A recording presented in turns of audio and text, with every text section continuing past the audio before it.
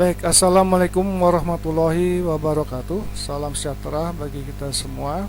Semoga semua dalam keadaan sehat walafiat.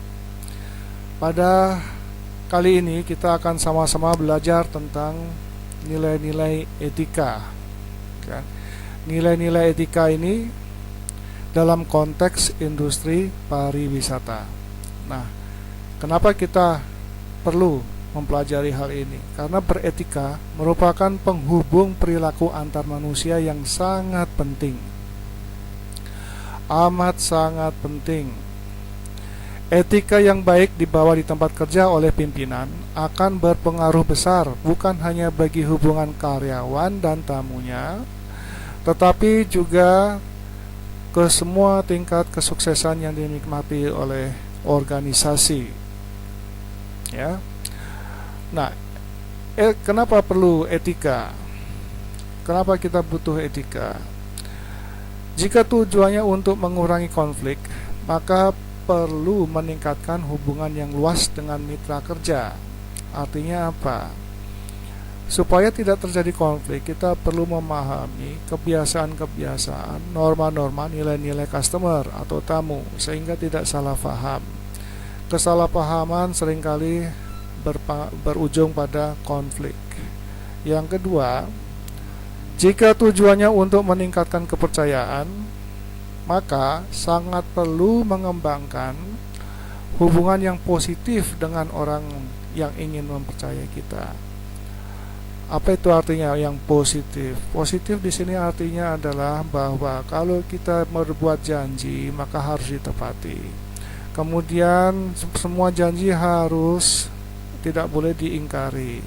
Karena bisnis itu dasarnya adalah kejujuran. Kejujuran dapat meningkatkan kepercayaan. Kepercayaan akan meningkatkan bisnis kita.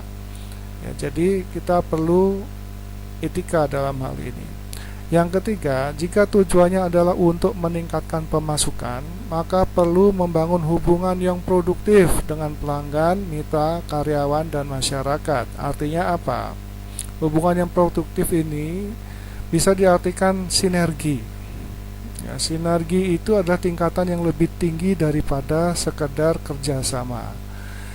Kalau satu orang menghasilkan, si A menghasilkan 2, kerjasama dengan si B juga menghasilkan 2, maka totalnya adalah 4. Kalau kerjasama ini adalah 4 hasilnya, maka untuk apa kita kerjasama? Ya, kalau hasilnya lebih dari 4, itu yang dinamakan sinergi. Misalkan kerjasamanya hasilnya bisa 6, nah itu adalah sinergi, ya, produktif. Nah, hubungan baik atau positive relationship itu bisa mengurangi konflik dengan pihak lain, meningkatkan kepercayaan oleh pihak lain, dan meningkatkan pemasukan. Beberapa hal tentang etika yang perlu kita pahami, yaitu bagaimana cara berbicara dengan tatap muka dan lewat telepon. Kalau tatap muka harus bagaimana? Eye contact misalkan. Kalau lewat telepon ada aturan-aturan di mana kita harus menerima telepon. Urut-urutannya bagaimana? Kemudian yang kedua, perilaku. Bagaimana kita harus berperilaku supaya tidak timbul konflik, ya. Yaitu hindari pelecehan-pelecehan atau arogansi. Hindari pelecehan apa? Pelecehan jabatan. Kita tidak bisa meremehkan jabatan orang lain. Misalkan terhadap seorang cleaning service, kita tidak boleh merendahkan jabatannya. Bagaimana kalau tidak ada cleaning service? Apa yang terjadi dengan kebersihan di sekitar kita? Di toilet misalkan, siapa yang akan membersihkan? Kemudian apa? Pelecehan seksual. Ini tidak boleh. Ya, merendahkan gender yang lain, ya. Kemudian pelecehan latar belakang ekonomi, ya, si miskin misalkan, si kaya melecehkan si miskin misalkan begitu, ya, kita tidak boleh menganggap remeh orang lain. Kemudian pelecehan suku, agama, nama ini juga kadang-kadang ada orang yang menamanya itu menggunakan nama-nama kuno, ya. Ya, kita terima apa adanya, kita tidak boleh melecehkan nama orang lain. Kemudian tempat asal. Nah, ini sangat-sangat sangat punya peran bahwa tempat asal ini seringkali jadikan bahan untuk pelecehan. Nah, ini semua akan menimbulkan konflik kalau kita tidak berhati-hati, ya. Kemudian B, bercanda yang menyinggung perasaan orang lain atau yang membahayakan orang lain. Nah, kita harus tahu di mana tempat kita bercanda saat itu. Jangan sampai percandaan ini dapat mengakibatkan kecelakaan bagi orang lain, ya. Kemudian yang ketiga adalah berpakaian formal atau casual. Kalau Anda pada acara-acara resmi, di kuliah juga resmi, itu pakai pakaian formal. Ada saatnya kita juga pakaiannya biasa, casual. Kemudian 4, penampilan. Semua saya rasa sudah tahu bagaimana grooming, ya. Kemudian make up bagi yang wanita. Kemudian yang kelima, korespondensi. Korespondensi ini bisa formal, bisa informal.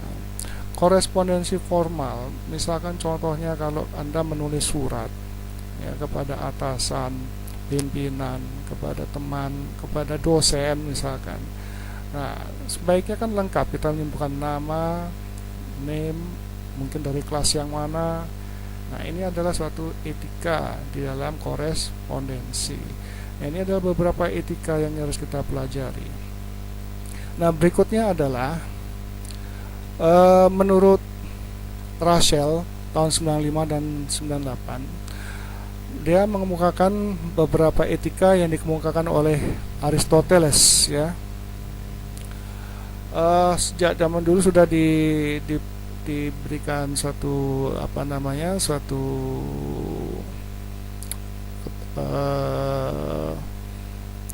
patokan etika yang digunakan oleh kebanyakan orang, etika sehari-hari. Yaitu yang pertama adalah courage. Courage adalah keberanian. Keberanian terutama adalah keberanian bicara di depan umum atau forum. Nah, ini harus dilatih, tidak ada jalan pintas, ya. Kita harus berani mengemukakan ide, pendapat, gagasan, ya, dan lain sebagainya di depan forum. Jangan sampai forum sudah selesai kita baru ngedumel atau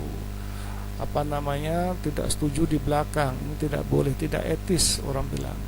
Kemudian generosity, suka menolong tanpa membedakan orang. Nah, ini kalau kita berhadapan dengan tamu, kita tidak boleh memilih-milih tamu, ya. Semua tamu harus diperlakukan sama, ya, tidak boleh membeda-bedakan atau diskriminasi.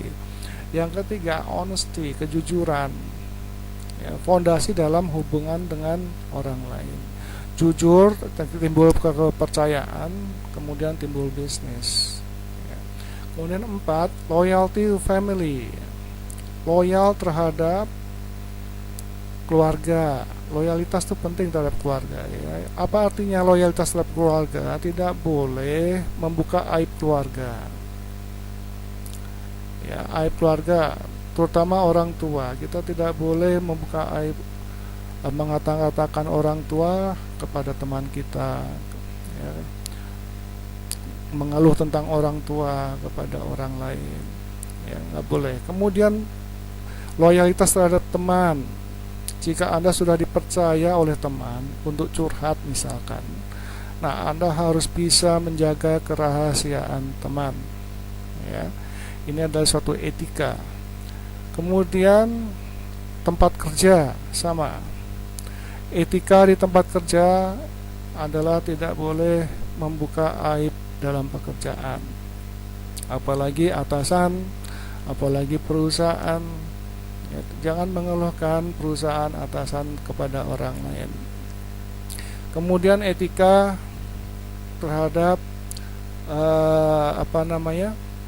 alma mater misalkan, ya, bagaimanapun juga alma mater kita, ya, Anda juga harus sama-sama menjaga nama baik alma mater. Nah, ini adalah semua etika yang perlu kita gunakan, ya, yang harus kita pahami. Etika courage, keberanian, generosity, yaitu suka menolong. 3 adalah honesty. 4 adalah kejujuran, ya. honesty, 4 loyalitas to family, friends, close associates, ya. Kemudian di pekerjaan, nah ada satu hal penting di pekerjaan. Jika kita tidak suka dengan tempat kerja kita, sebaiknya kita tidak perlu menjelek-jelekkan tempat kerja kita, karena itu akan berakibat fatal di kemudian hari. Ya, ini adalah menyangkut reputasi kita. Sekali kita sudah dicap di luar sana oleh suatu perusahaan, ya, reputasi kita jelek, maka kita akan sulit mendapatkan pekerjaan baru. Itu adalah pada level-level manajerial atau supervisor. Nah, ini adalah etika yang perlu kita perhatikan di dalam tempat kerja, khususnya juga di dalam di dalam pariwisata. Jika ada pertanyaan, silakan Anda menuliskan di komen di bawah. Nanti akan saya follow up. Terima kasih.